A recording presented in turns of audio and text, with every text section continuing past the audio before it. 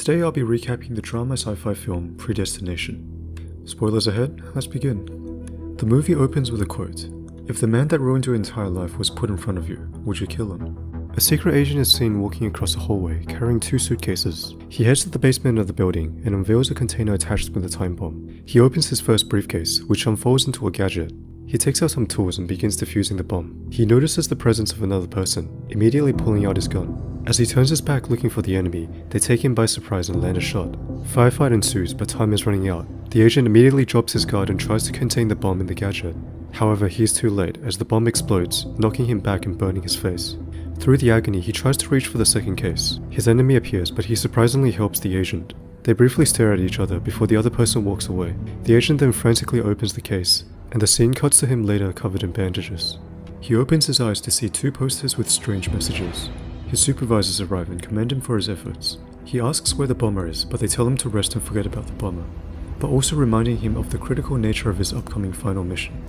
Later that night, a monologue explains that the bomber was a famous elusive criminal dubbed the Fizzle Bomber, who has committed countless acts of terrorism throughout the years. He looks at a photograph of ruined buildings, March 1975, saying that this was his grand plan, leaving over 11,000 people dead. Everything they've done have failed, but this was the closest attempt. He mutters to himself, just one more try. A doctor is shown removing his bandages, telling him he will sufficiently heal for his final mission, but his appearance and voice will be completely different.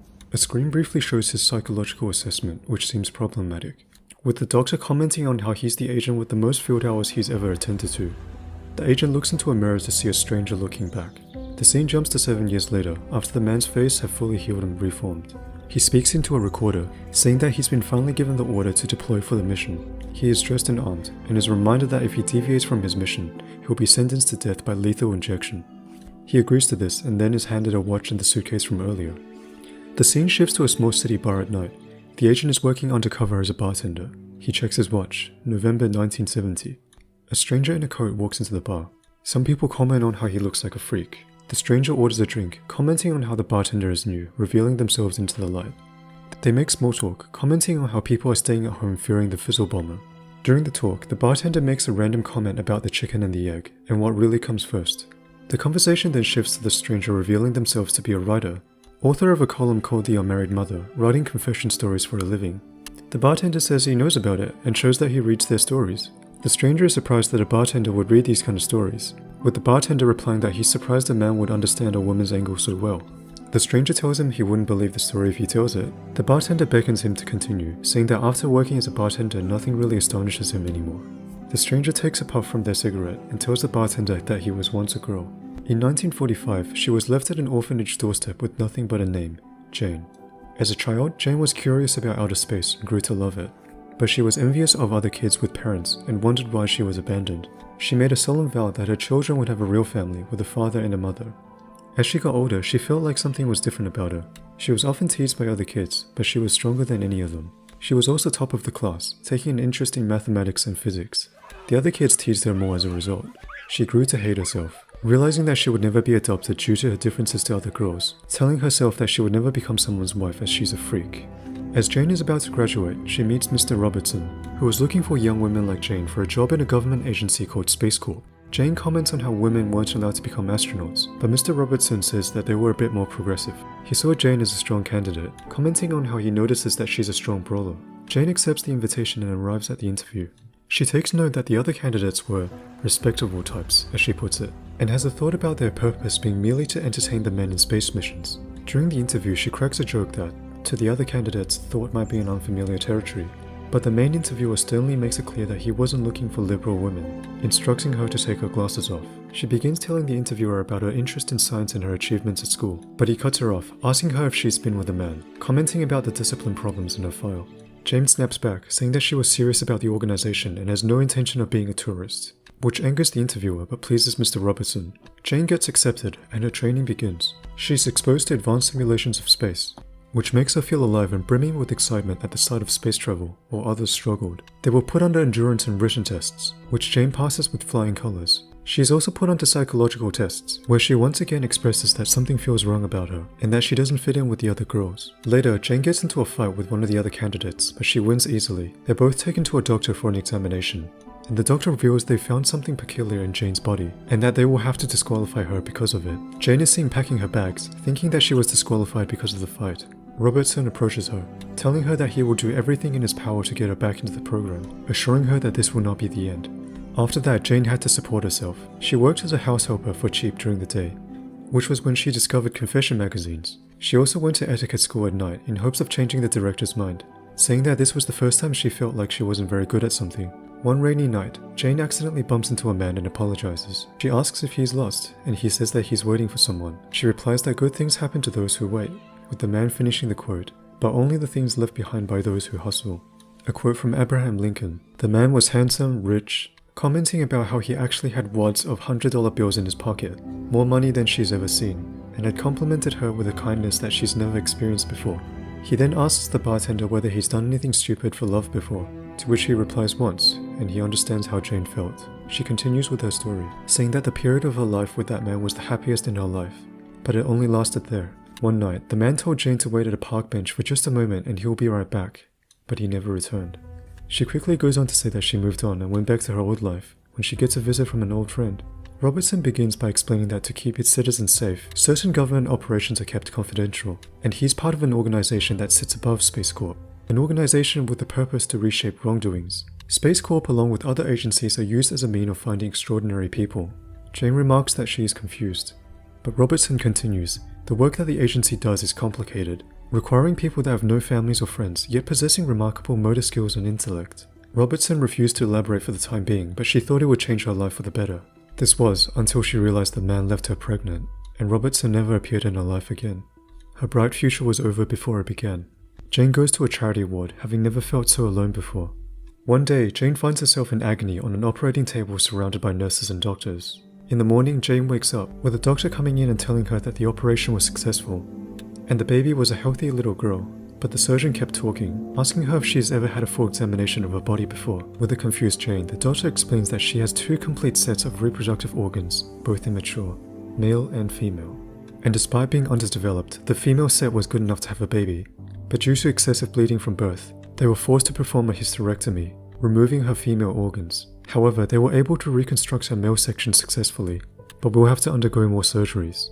Jane is shocked by the news and gets teary, but the doctor assures her that she is young, and her bones will readjust and her life can continue. Jane starts to care for her baby daughter, telling her she was the best thing that's ever happened to her. She names the baby after herself, determined to raise the baby properly. However, the baby was kidnapped, taken away from the hospital nursery. The police tried everything, but they could never find a single trace of this person. Then there was her other problem. Jane had to undergo 3 major operations to reshape her into a man. Her voice did not sound masculine, however, so she practiced talking like a man every night, feeling like she's losing herself in the process. 11 months later, Jane is gone. Every time she looks into the mirror, she's reminded of the man that ruined her life. She didn't know a trade, couldn't drive a car. She even attempted to re-enlist into Space Corp as a man, but one look from any doctor could tell she was unfit for space travel. She tells the bartender about her bitterness, and that sometimes maybe the world deserves to be punished. She could see it in the bartender's eyes too. Jane changes her name to John and moves to New York, eventually leading to his career becoming the unmarried mother, concluding her story. The bartender then asks the question, if the man that ruined your entire life was put in front of you, would you kill him? With John saying that he would without hesitation. The bartender says he knows exactly where the man is and can lead John to him. John doesn't trust the bartender, but the bartender reveals that he works for the same organization as Mr. Robertson, finally convincing John to follow him. The agent explains that he will give John this opportunity in exchange for a favor, with the favor being John to try out his job afterwards. If he doesn't like it, he can walk away. John agrees, and the agent brings out his kit, explaining that it's a time machine, taking out 2 guns. John is skeptical, but the bartender stands close to him and tells him to stay still. The 2 of them disappear from the cellar. The 2 reappear at a different time, April 1963. John couldn't believe what had just happened. The agent throws him some clothes and cash while briefing him where the man is. The agent says that the organization he works for is called the Temporal Bureau. Time travel was invented in 1983. He's one of 11 temporal agents, preventing crimes before they take place. The agent then explains that the man that ruined John's life might be the Fizzle Bomber, and tells him to intercept and kill the man before he meets Jane. He wishes John luck and heads off. The time has come, and John waits in the exact spot he was instructed. He gets strange looks from people around him while he searches for the man. Out of nowhere, a girl bumps into him. She apologizes and asks if he's lost, with him swiftly replying that he's waiting for someone. The girl then tells him that good things happen to those who wait, with John piecing the pieces together, replying without thinking, only the things left behind by those who hustle. Jane smiles happily and replies that she was thinking the same thing. John tells her that she looks beautiful and someone should have told her that, remembering how much of a freak she thought she was. Jane happily replies, "You just did." While this is happening, the agent watches from a distance, but then promptly leaves, deviating from his mission, wanting to try again to stop the fizzle bomber. This time he catches the bomber as he was setting the charges, but he misses his shot. He chases after the bomber, but the bomber flanks him. They get into a short fight, but the bomber knocks him down. When the agent wakes up, he hears familiar gunshots. He rushes over to see his past self burning. He runs over to help him reach his field kit, gazing at each other briefly. He realizes that certain events are inevitable. John and Jane sit at a coffee shop. The two converse, Jane opening up about her insecurities, and is amazed at how much John understands her. John painfully falls for the girl. He didn't realize how charming she was. While this happens, the agent waits beside a hallway until Robertson appears behind him. The agent hands over a piece of the bomb he found at the crime scene, to which Robertson realizes he made an illegal jump to try to change the past. Robertson mentions how each jump causes damage to his brain, but to his surprise, also saying how an agent working outside of regulations could save so many more lives. The agent is reluctant to proceed with the next step of the plan, saying that this would cause so much pain to her. But Robertson reminds him that she's a gift to the world through a predestination paradox. Having saved millions of lives, he must lay the seeds for the future to ensure their existence. The truth is finally unveiled. As the agent enters a hospital ward, the two share a passionate kiss. The agent then wishes Jane good luck as the baby is left at the doorstep of the orphanage. The agent arrives back at the bench, 2 months after leaving John, in clear view of the two. John sees the agent and tells Jane he'll be right back. Feeling deceived, John pulls out his gun and calls the agent a sick bastard. The agent apologizes, but says that some things are inevitable. John tells the agent that he loves Jane and refuses to leave. The agent then makes John understand who Jane needs to become, and the series of events that need to happen in this order, telling him to come to the organization where Robertson will explain everything. John is speechless after coming to realize that this was the only option. Later at the agency, the two is observing John, as Robertson explains that he needed to endure his entire life in order to become the agent that saves millions of lives. The agent then expresses concern that the fizzle bomber still hasn't been caught yet, but Robertson reassures him that the sequence of events is playing correctly, as the fizzle bomber is what initiated the agency and made the organization into what it is. John frowns at this, saying that the bomber is a terrorist and should not be seen in any other way. Robertson hands the agent a file, telling him he's officially retired and is given one last jump before his kit decommissions. The two bid each other farewell, and the agent makes the jump to New York 1975. The agent sits down, ready to begin his retirement life, but to his surprise, the kit malfunctions and fails to decommission. He frantically opens the file and sees several leads that were found after investigating the piece of the time bomb, with a note saying, "Trace the purchase order, Robertson," meaning Robertson must have rigged the kit to allow him to operate outside the agency. Over the coming weeks, the agent spends his time tracking the bomber. He also begins writing a novel about his life, titled Time, Love, and an Unmarried Mother, by Jane, John, Doe. The revelation here being that he was a future version of John all along. His final mission's goal was to ensure his past selves meet, give birth to Jane, steal the baby, and place her in the orphanage, ensuring the cycle continues. His entire existence was the predestined paradox. He finally tracks down the bomber to a laundromat, but he is in disbelief to see a twitchy, disgusting elderly man. That is himself. The bomber smiles and tells John that he forgot how good he looked. John calls him a murderer, having killed so many innocents, but the bomber quickly explains that he saved innumerous lives, killing a few to save countless more than the agency could have ever done. He frantically brings out a notebook, pointing at events that never took place. A chemical spill that killed 324 people. The driver never made it to work that morning. 1,861 lives saved in Germany. A terrorist organization that he blew up, saving 3,027 people. John asks about the Grand New York bombing, to which the bomber replies it's inevitable.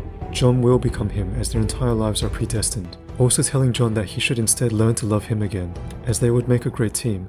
John then sadly repeats the quote, "If the man that ruined your entire life was put in front of you, would you kill him?" Before shooting the bomber, everything finally fits in place. Jane's entire life flashes before John's eyes, from her troubled upbringing to becoming John, to his days as a temporal agent. Back at the bench, John is shown telling his past how much he loves her still, and how he misses her dreadfully.